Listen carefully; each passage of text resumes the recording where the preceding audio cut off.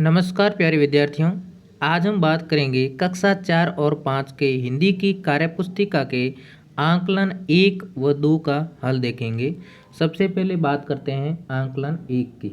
आकलन 1 का पहला प्रश्न है कि निम्नलिखित में से भिन्न ध्वनि वाला शब्द छांटिए। यानी ये जो 4 शब्द दिए गए इनमें से जो अलग, भिन्न का मतलब होता है अलग, अलग जिसके अंदर ध्वनि आती है उस शब्द को छांटना है।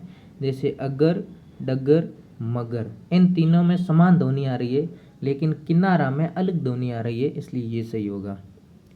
अगला है दिए गए शब्दों में वान शब्द किसमें नहीं जुड़ा हुआ है। 4 शब्द दिए गए जिसमें से वान किसमें नहीं है, तो इसमें वान जुड़ा हुआ है, इसमें भी है, इसमें भी है, लेकिन थानेदार में वान नहीं है, इसलिए ये सही होगा। अगला है शुद्ध वर्तनी वाला शब्द है। यानी जो 4 शब्द दिए गए इनमें से शुद्ध कौन सा है, तो महल ये गलत है, इसके ये महल होगा। सभी में भी बड़ी होगी, कुसुम में कु छोटा होगा, तो इसलिए ये तीनों गलत है। आलस्य शब्द है, ये सही लिखा हुआ है। अगला चौथा प्रश्न है कि वर्णों से शब्द बनाइए और शब्द से वर्ण अलग अलग करके लिखिए। यानी जैसे कुछ अलग अलग वर्ण है, इससे तो शब्द बनाना है और शब्द बनाए हुआ इनके वर्ण अलग अलग करने हैं। जैसे ता, क, त, व, र, 5 वर्ण दिए गए, इससे नया शब्द बनाया ताकतवर। क्या बना? ताकतवर। इसी प्रकार शब्द बनाए गए अखबार, इनके जो वर्ण हैं ये अलग करने हैं। अ, ख, बा, र, अखबार। इसी प्रकार ये लिखा हुआ है उदयपुर, तो ये शब्द बन गया उदयपुर। समाचार को समाचार, महाभारत को महाभारत और मालपुरा वाली को मालपुरा वाली। इस प्रकार से इन शब्दों को लिखना है। अगला प्रश्न है 5 नंबर। निम्नलिखित शब्दों के सामने उसके समान ध्वनि के शब्द लिखिए। इस गोले के अंदर कुछ शब्द लिखे गए हैं और ये शब्द लिखे गए हैं, इनकी शब्दों की जो ध्वनि है वो समान आ रही है, उनको उनके सामने लिखना है। जैसे यहाँ लिखा हुआ जाइए, तो ये लिखा हुआ है खाइए, यहाँ पर लिखना है खाइए। झंडा, ठंडा, सड़ना, लड़ना, दुष्ट, पुष्ट, रक्षा, कक्षा, सटासट, फटाफट, किशोर, विभोर। इस प्रकार से इन शब्दों को यहाँ से देखकर लिखने हैं। छठा प्रश्न है कि निम्नलिखित में से भिन्न समूह वाला विकल्प है। अलग समूह कौन सा है, तो आजकल, दिन रात, ऊपर नीचे, ये सभी विलोम शब्द है, लेकिन रोटी और साग ये सही नहीं है। अगला है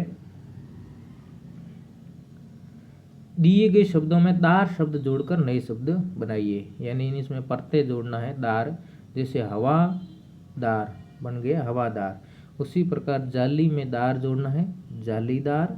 तहसील में दार जोड़ने से बन गया तहसीलदार।